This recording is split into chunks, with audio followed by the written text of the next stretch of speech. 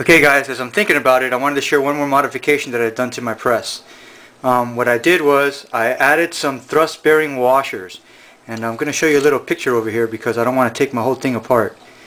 But that's pretty much what they look like. It's two super thin washers, and it has like I guess needle roller bearings underneath it. I picked these up from McMaster Car, and what I did was they're installed right here. And let me see if I get something here for you guys to... They're right there. 1, 2, 3 pieces.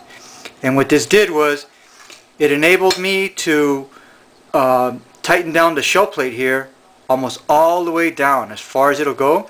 And I loosened up this roller or this bolt here like maybe, I don't know, 1/8 of a turn. What it does is it took away all the play from this. So if you try to rock this shell plate back and forth like either this way or this way, rock, solid, steady. Another thing that I've done was for pistol rounds, sometimes you have the powder, and the powder goes almost all the way to the top of the pistol round. Well, every time it indexes, it snaps, and it snaps pretty violently, which I guess in a sense is good because it gives you a positive indexing. But it's bad because if the powder is very high in the brass will actually jar. It's just kind of like thunk, and you see a lot of the powder coming off. So I've removed the shell plate, and when you remove the shell plate underneath there, you're going to have a ball bearing, a steel ball bearing, and a spring. I cut off like about maybe 1.5 coils off that spring. Once those 1.5 coils have been removed, I put everything down back in place, and now there's less pressure pushing up on that ball bearing. So now it actually doesn't index as strongly. So it doesn't index as strongly, plus you add these thrust bearings in there, these needle roller bearings, and it makes for really smooth operation and no jiggle at all. Once again, like I mentioned before, anything that you can do to remove movement is good.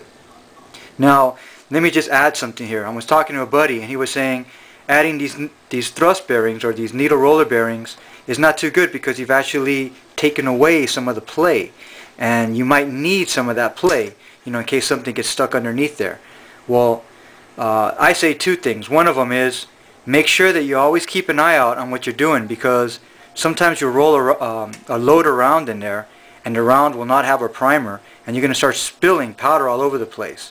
So keep an eye out for that. Keep an eye out for little slivers from, sometimes they come off the primer cups. If the primers are going into the brass a little bit difficult, or you have to crunch a little bit hard to get the primer in there, sometimes you shear off a little bit of that cup and you get little slivers. So you could have gunpowder, maybe slivers, maybe media. So those are about the only things that I could think of that sometimes will get underneath the shell plate. Just make sure that it stays clean. And personally, part of my reloading bench is a permanent 2 or 3 cans of compressed air, and I am constantly blowing clean air in here to make sure everything is clean. So if you make sure that everything is fine, that nothing gets underneath the shell plate, then you're good to go.